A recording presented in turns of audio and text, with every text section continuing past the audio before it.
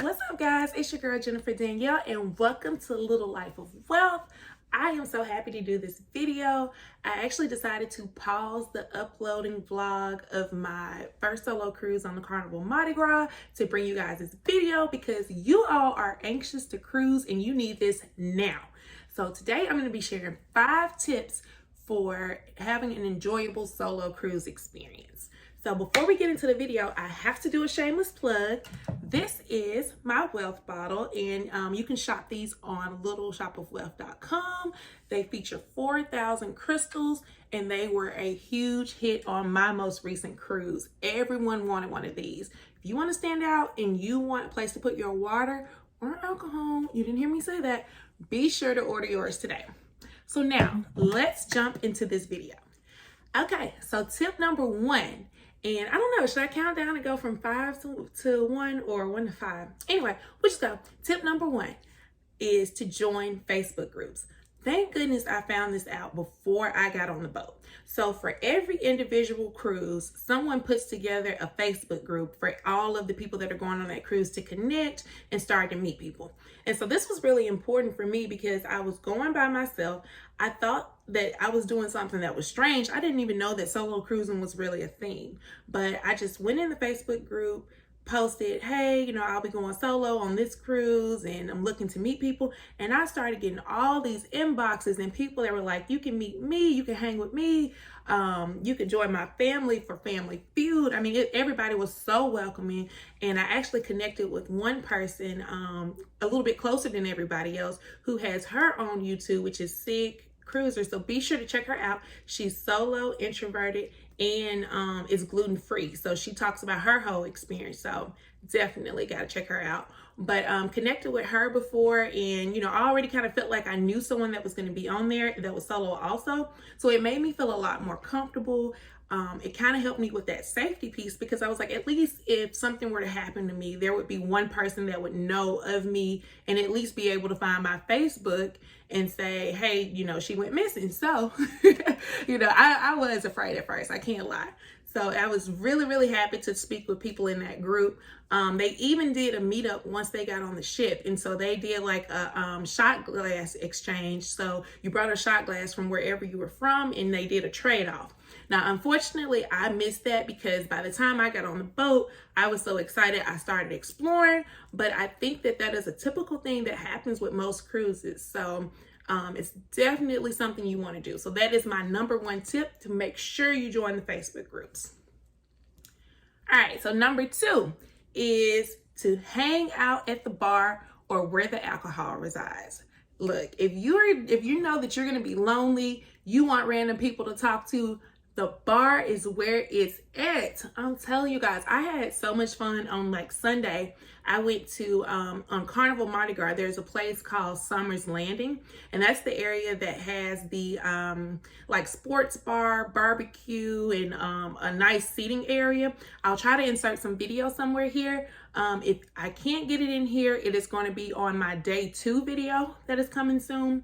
But on Thanksgiving, I actually sat in there and watched the game. It was full of guys, full of a little bit of everybody, but definitely that's where the guys were hanging. So if you're single, hang out where the games are being played. All right.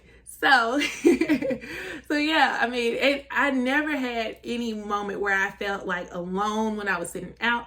Now, I will say I did not ever eat in any of the main dining areas because there were so many specialty restaurants and so many things to do that I never went to like the main dining room to eat dinner, not even on Elegant Night, which was different for me. But hanging at the bar was super helpful for meeting people. There was even one point that I was in the hot tub and I was the only single person in the hot tub and it still wasn't awkward. I did kind of have a moment. Now, I will say I was sipping on me a pina colada at this time. So I might have been a little zoned out, but I had my shades on. I'm sitting in the hot tub and I look around and I'm like, dang, everybody in here is booed up. But eventually we started having a conversation. They were giving me relationship advice, which is a whole nother story, but it was a really good time. So one thing I can say about a cruise that's different than when I feel like you go out like in your city is it's not weird to be by yourself. You're usually going to find somebody who has got into an argument with somebody and ventured off by themselves, or just needs a moment to themselves and is just sitting at the bar. So you can strike up a conversation with anybody and it's never awkward. All right, so tip 3, and this is Carnival exclusive only, because of course I've only cruised Carnival and I learned about this trip. So there is a thing called Carnival Chat, which is within their app. So once you get on the boat, you get access to the Carnival app, and you can add Carnival Chat, which costs $5. And what that is it's like almost like a chat within their, well, it is a chat within their app, but it's basically kind of like a WhatsApp, if you've ever heard of it. But you're able to go in and look for members that are on the cruise by name and add them, so that you have a way to communicate directly with them without having to exchange phone numbers or use any of your international charges for texting or anything. And so it's a great way to connect with people that you meet and stay connected. So if you're solo and you meet someone and you're like, hey, you know, we had a really good time, make sure you get Carnival Chat so that we can talk and meet up. So I met some girls at the restaurant Chabang, and we actually were just seated next to each other. So I was like sitting solo, eating, enjoying myself, and they sat these 2 girls next to me, and I don't even remember how we started talking. I think we were like talking about, what did you think of this food and all of that. We're gonna do the new friendship shot. Hey!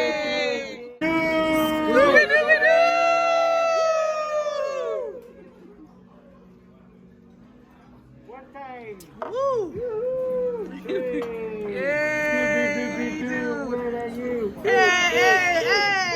We ended up adding each other on Carnival Chat, and they reached out to me a couple times. We unfortunately didn't link again after that, but it was such a good time and so cool, you know, just to meet people, get their names. And I think they had the internet package on the cruise also, so we were able to add each other immediately on Facebook so that we can stay connected for future cruises, or, you know, for whatever reason. So you definitely want to get that Carnival Chat so that you can connect with other members that are on the cruise. All right, next is buy the large Wi-Fi package. So I paid, I think it was like $100 for Carnival's most expensive Wi-Fi package. And oh my goodness, guys, I'm gonna get into like how I overspent and some of the mistakes I made on the cruise. So once you get on the boat, you have to turn your actual phone into airplane mode, and then turn on this Carnival app to get access to the internet.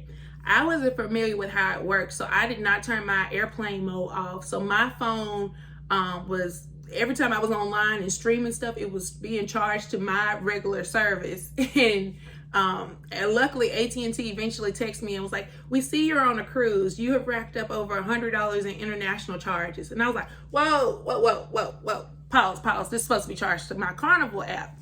So luckily they alerted me the first day, and I figured out that I need to listen to instructions, and reading is fundamental, and I need to put my phone in airplane mode. So with that, Carnival's the biggest internet option, I can't even think of the name of it. I'll have to look it up and maybe type it somewhere in here. But with that internet option, you're actually able to stream. So one of the big things for me is I love me some Insecure. I love me some Issa. And I was upset about being on that cruise and missing episodes, because I still had access to all my social media through that Wi-Fi. And people were sending spoilers on Monday morning. So I was like, wait a minute, we got to figure out how to work this so I can watch Insecure. So I was able to log into my HBO app, and oh, sorry guys. So I was able to log directly into my HBO app and stream the newest episode of Insecure, which was great because I watched it while I was like sitting out watching the ocean and while we were cruising. So it was a whole morning vibe and a good time. So I know that you can stream Netflix. You can stream just about anything if you have that most expensive plan. So if you're someone that, you know you get bored easily, or you just really want to enjoy time by yourself and watch your favorite shows, I would say get that internet package so that you can have access to doing all of that. I will say I also did stream YouTube as well. So I was able to catch up on my YouTubes, watch my sermon I wanted to watch on Sunday. So it was pretty much like I was able to do everything that I would be doing at home. So it was perfect. Last but not least, what you need is a tripod with a remote. Now, I am going to link the one that I purchased off of Amazon in the comments, but my tripod made life so much better because I didn't feel that awkward, constantly asking people, hey, can you take a picture of me? Can you take a picture of me? And you guys, I had no shame standing there with my tripod, setting it up, and doing a full-fledged photo shoot. I will be sure to include photos and show you guys a little bit of what I filmed, but I filmed videos of myself. I definitely did balcony photo shoots every single day, swimsuit shoots, things I wouldn't even want anybody holding the camera for me for anyway. I was able to get my own angles and get them right, so it was nothing but good vibes.